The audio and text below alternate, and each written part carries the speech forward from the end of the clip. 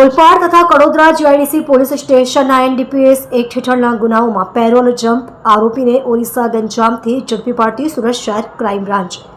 સુરત શહેરના જુદા જુદા પોલીસ સ્ટેશનમાં ભૂતકાળમાં બનેલ એનડીપીએસના ગંભીર ગુનાઓના નાસ્તા ફરતા આરોપીઓને શોધી કાઢવા સારું પોલીસ કમિશનર સાહેબશ્રી તથા અધિક પોલીસ કમિશનર સાહેબશ્રી ક્રાઇમ નાઓએ આપેલ સૂચના અનુસંધાને નાયબ પોલીસ કમિશનર સાહેબશ્રી ક્રાઇમ નાઓએ તારીખ 19/3/2025 તારીખ 31/3/2025 સુધી નાસ્તા ફરતા આરોપીને પકડી પાડવા સારું ડ્રાઇવનું આયોજન કરવામાં આવેલ.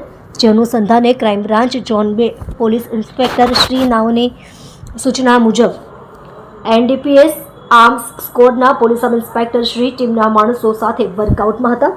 દરમિયાન હ્યુમન ઇન્ટેલિજન્સની મદદથી ઓરિસ્સા ગંજામ ખાતેથી ઓલપાડ તથા કડોદરા જીઆઈડીસી પોલીસ સ્ટેશનના એનડીપીએસ એક હેઠળના ગુનાના પેરોલ જમ્પ થયેલ છેલ્લા 1.5 વર્ષથી નાસ્તો ફરતો આરોપી સન્યાસી ઉર્ફે વિજય ઉર્ફે વિક્કી કૃષ્ણા પ્રધાન, ઉંમર વર્ષ 35, ધંધો બેકાર, હાલ મૂળ રહેવાસી ગામ જહાડા, તાલુકો થાના ધારાકોટ, જિલ્લો ગંજામ, ઓરિસ્સા નાઓને ગંજામથી પકડી પાડવામાં આવેલ છે.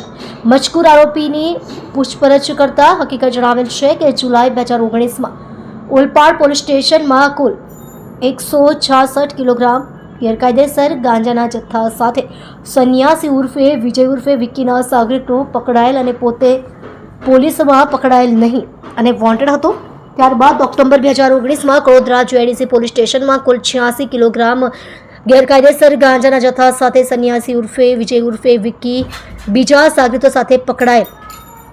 ત્યારે 2 ગુનામાં નામદાર જ્યુડિશિયલ કસ્ટડીમાં લાજપોર જેલમાં હતો અને પિતાજીના પેરાલિસિસની બીમારીની સારવાર કરાવવા તથા પરિવારને આર્થિક મદદ કરવા માટે નામદાર ગુજરાત હાઈકોર્ટમાં અરજી કરતા તારીખ 1/9/2023 થી તારીખ 15/9/2023 દિન 15 માટે શરતોને આધીન વચગાળાના જામીન પર મુક્ત થયેલ અને તારીખ 16/9/2023ના રોજ લાજપોર જેલ ખાતે હાજર થવાનું જણાવેલ, પરંતુ જામીન થતા ન હોવાથી હાજર થયેલ નથી અને પોલીસમાં પકડાઈ ન જાય તે રીતે ચોરી છુપીથી રહેતો અને નાસ્તો ફરતો દરમિયાન ઝડપાઈ ગયેલ હોવાની કબૂલાત કરેલ છે. આમ 1.5 વર્ષથી પેરોલ જમ્પ આરોપીને પકડી લાજપોર જેલ ખાતે સોંપવા તજવીજ કરવામાં આવેલ છે. તમે જોઈ રહ્યા છો ઓઝલ ટાઈમ્સ ન્યૂઝ ચેનલ. એડિટર જીવન પાન પાટીલની સાથે.